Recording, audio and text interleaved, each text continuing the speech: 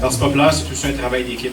On est des candidats, mais on est des candidats qui collaboreront ensemble et travaillons en équipe. Vous savez, se présenter au Parti populaire, c'est effectivement un défi colossal. La beauté de la chose, c'est qu'il y a 1 an, on fondait un parti. Plusieurs personnes nous disaient, et disaient Maxime Bernier, c'est impossible, vous n'y arriverez jamais. En 1 an, j'ai des petites nouvelles pour tout le monde. On a 338 associations de comtés et on va avoir des candidats dans toutes les circonscriptions du Canada pour les prochaines élections. C'est un travail phénoménal qui a été accompli et on peut être fiers de ça. Donc, se présenter dans cette campagne électorale-là, on va tout de suite attaquer le point central, qui est le gouvernement sortant. Le gouvernement libéral, on peut le qualifier d'inquiétant dans les décisions et à la fois incompétent, de par les décisions dans plusieurs domaines. Quand on parle de perte de contrôle du budget, 80 milliards de déficit plus tard, ce gouvernement-là ne s'est foncièrement pas calculé. C'est un déficit que si on n'intervient pas dès maintenant, eh bien, on parle de 2040 environ pour le rembourser. Au Parti populaire, on dit qu'en 2 ans, dans un premier mandat, on va le rembourser. Également, c'est une perte de contrôle des frontières. On l'a vu, 37 000 faux réfugiés qui ont passé le chemin Roxham sans aucune problématique quelconque. C'est également quelque chose d'assez inquiétant qui s'est passé dans l'affaire SNC-Lavalin. Un système de justice qui a été politisé. On entend moins parler, mais il faut quand même se souvenir de cet épisode-là et qui va sûrement revenir au niveau de la campagne électorale parce que le commissaire à l'éthique va déposer son rapport sous peu. Il y a également des atteintes à la liberté individuelle. Parti populaire, on va évidemment abroger le projet de loi C-16 et le projet de loi M-103. Une atteinte à l'identité québécoise également. Qu'est-ce que le gouvernement libéral a fait dès que le projet de loi 21 sur la laïcité a été déposé? C'est de nous faire la morale. De nous dire qu'au Québec, on est pratiquement des suprémacistes. Ben, j'ai des petites nouvelles pour vous.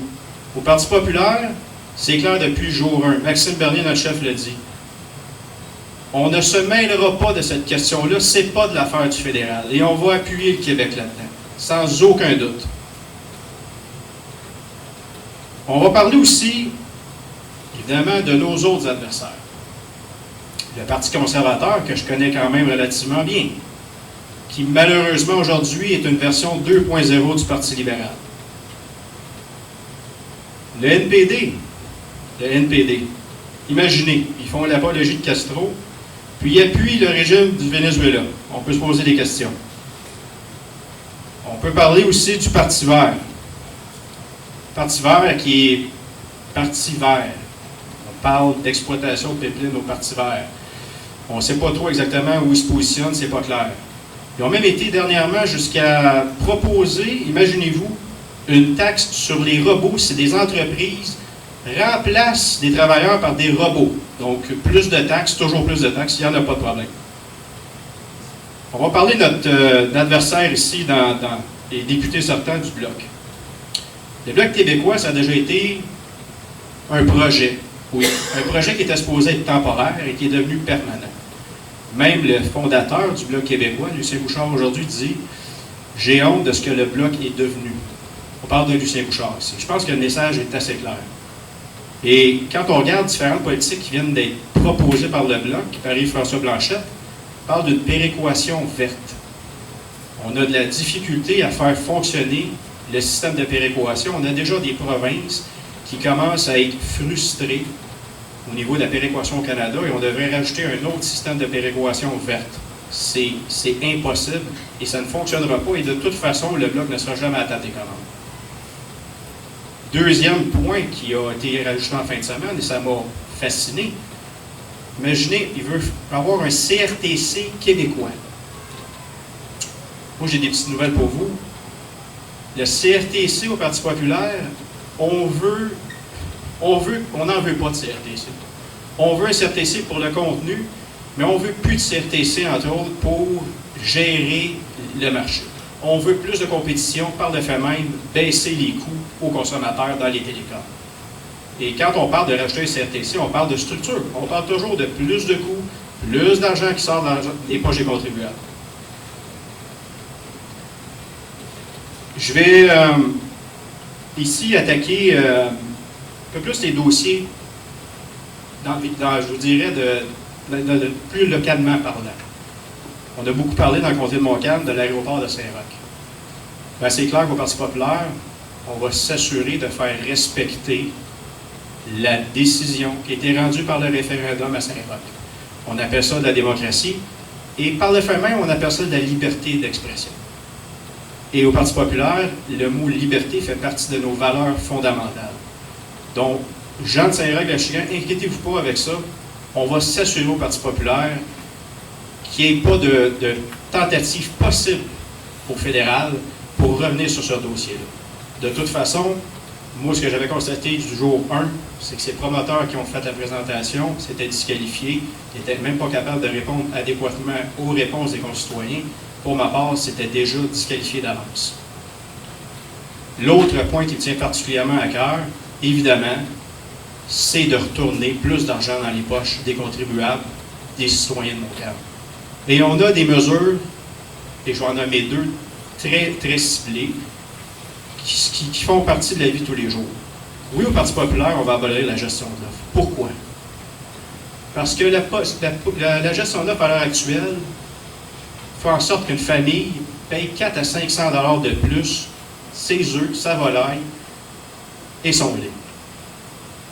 On pense que c'est totalement inadmissible pour favoriser 13 000 à 15 000 producteurs. Nous, on favorise l'ensemble de la population. Par le fait même, on ne laisse pas tomber les agriculteurs. Oui, on a plusieurs agriculteurs dans le comté de Montcalm. On vous propose un rachat des quotas sur une période de 5 ans. On vous propose également une baisse d'impôts dans un premier mandat de l'ordre de 10 %. Donc, on laisse pas tomber personne et en même temps, on s'occupe de tout le monde. L'autre aspect, évidemment, c'est nos baisses d'impôts.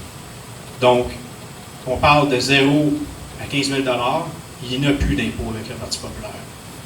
Ensuite de ça, on parle d'un flat rate de l'ordre de 20 % et de 25 % pour les gens de 100 000 $ et plus. Donc, c'est des mesures qui sont considérables. C'est de l'argent futur dans les poches des contribuables. Évidemment, on ne peut pas passer sous le silence la question de l'environnement. La position du Parti populaire, elle est claire. On n'embarque pas dans l'alarmisme climatique. On considère qu'on ne peut pas faire des politiques publiques basées sur la peur. Les politiques publiques doivent être basées sur des débats et non sur la peur et les craintes. Ça nous prend un débat qui est clair sur l'environnement. Il faut trouver un équilibre au niveau de l'industrie. On ne peut pas, du jour au lendemain, changer nos habitudes pour avoir une conséquence directement sur l'industrie et sur des milliers d'emplois. Il faut trouver un équilibre là-dedans. Et on considère qu'il y a déjà beaucoup d'efforts de fait par le Canada, par les industries, par nos concitoyens. On pense qu'il y a une priorité, par contre, entre autres, de s'asseoir avec des pays comme la Chine, comme l'Inde, pour certainement leur demander de changer leurs habitudes, entre autres, d'utilisation du charbon. On parle encore cette année de 3,5 millions de tonnes de charbon qui sont utilisées en Inde. Est-ce que le problème réside ici? Je ne crois pas. On doit absolument faire ça sur un point de vue international. Et par la suite, notre priorité, c'est de s'occuper de la qualité de l'air, des cours d'eau et de nos sols. On va également vous parler d'immigration. Beaucoup de partis, dans nos adversaires, évitent d'aborder cette question-là. Et effectivement, nous, on n'a pas de sujet tabou au Parti populaire. Depuis le jour 1 du parti, on a une position claire sur l'immigration et sur les seuils d'immigration qu'on veut ramener à 150 000 par année. Le Parti libéral parle de 350 000 par année. Malheureusement, à 350 000 par année, les possibilités d'intégration sont beaucoup plus difficiles. Pourquoi le Parti populaire veut le ramener à 150 000? Tout d'abord, pour prioriser les immigrants économiques Parce qu'évidemment, on a besoin de main-d'œuvre. Moins de réfugiés, moins de réconciliation de famille.